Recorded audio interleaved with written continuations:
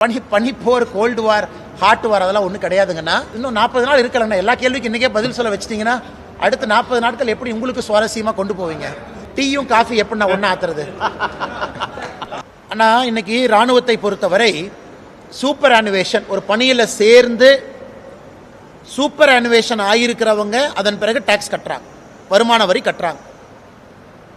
இன்னைக்கு இராணுவத்தில் சேர்ந்து இடையில அவங்களுக்கு இன்ஜுரி ஆயிருச்சு அப்படின்னா அவங்களுக்கு 2 ப்ராசஸ் இருக்கு. ஒன்று, இன்ஜுரி ஆன பிறகு இராணுவத்திலேயே கண்டினியூ பண்றது, இன்ஜுரி ஆன பிறகு இராணுவத்திலிருந்து வெளியே வந்துடுறது. இன்னைக்கு நீங்க கேட்குற கேள்வி என்னன்னா, இன்ஜுரி ஆன பிறகு இராணுவத்திலேயே கண்டினியூ ஆகி ரிட்டையர் ஆனவங்களுடைய பணத்துக்கு இன்னைக்கு வருமான வரி போட்டிருக்காங்க அப்படிங்கிறது உங்களுடைய கேள்வி. ஆனால் இன்ஜுரி ஆகி இராணுவத்திலிருந்து வெளியே வந்தவங்களுக்கு வாங்கக்கூடிய பென்ஷனுக்கு வருமான வரி கிடையாது. அதுக்கு எதுவுமே வருமான வரி இல்லை. அதனால் இது பல இடத்துல நிறைய பேர் கோரிக்கை வச்சிருக்கிறாங்க. மத்திய அரசினுடைய கவனத்துக்கும் போயிருக்கு. மத்திய அரசு எல்லாத்தையும் பார்த்துட்டு தான் ஒரு முடிவு எடுத்திருக்கிறாங்க. ஏன்னா இராணுவத்தை பொறுத்த வரைக்கும் வெல்ஃபேர் அசோசியேஷன் நிறைய இருக்கு. அவளுடைய பிரச்சனையை எப்பொழுதுமே மத்திய அரசு காது கொடுத்து அதிக முக்கியத்துவம் கொடுத்து கேட்பாங்க. அதனால் நல்ல தீர்வு மிக விரைவில் அவங்களுக்கு கிடைக்குங்கிற நம்பிக்கை எனக்கு இருக்கு. இல்லை இல்லை, ஆனால் என்டிஏவுடைய கூட்டணி இன்னும் விஸ்தாரமாகிக் கொண்டிருக்கிறது, விரிவாகிக் கொண்டிருக்கிறது. ஆனால் வருகின்ற காலத்தில் இன்னும் நிறைய நாட்கள் இருக்கு.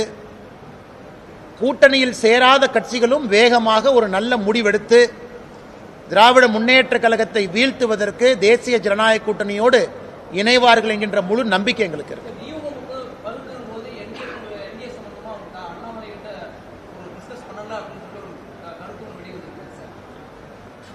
நான் பொதுப்படையா பேசுற கருத்துக்கு நான் பதில் சொல்றேங்கண்ணா. நான் மைக்கில் பேசின கருத்துக்கு பதில் சொல்றேங்கண்ணா.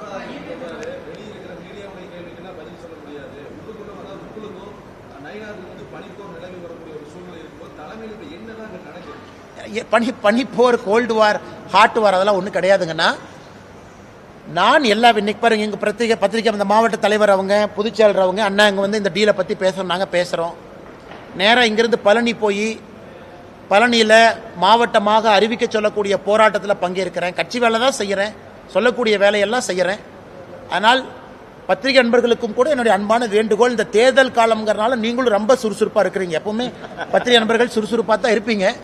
தேர்தல் காலத்தில் இன்னும் சுறுசுறுப்பாக இருப்பீங்க. செய்தி சேகரிக்கணும், நிறைய கமெண்ட் வேணும், ஃபீட்பேக் வேணும், பைட் வேணும். அதனால் இன்னும் 40 நாள் இருக்கலங்கண்ணா. எல்லா கேள்விக்கும் இன்றைக்கே பதில் சொல்ல வச்சிட்டிங்கன்னா அடுத்த 40 நாட்கள் எப்படி உங்களுக்கு சுவாரஸ்யமாக கொண்டு போவீங்க? கடைசி கேள்வி எடுத்துக்கலாம்ண்ணா. அண்ணா நான் மறுபடியும் சொல்லுங்கண்ணா.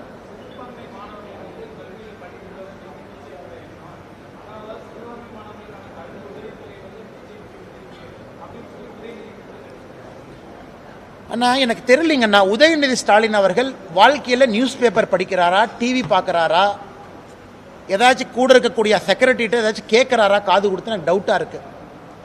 எந்த சிறுபான்மை மாணவர்களுக்கு கொடுக்கக்கூடிய எந்த ஊக்கத்தொகையை பாரதிய ஜனதா கட்சி நிறுத்தியிருக்குண்ணா? இன்னைக்கும் ரெக்கார்டு படி பார்த்தா 10 ஆண்டுகள் யூபிஐ விட 12 ஆண்டுகள் என்டிஏல தான் சிறுபான்மை மாணவர்களுக்கு அதிகப்படியான ஊக்கத்தொகை போயிருக்கு. எந்த ஊக்கத்தொகையை நாங்கள் எங்கே நிறுத்தியிருக்கோம்? எங்கேயுமே நிறுத்தலை.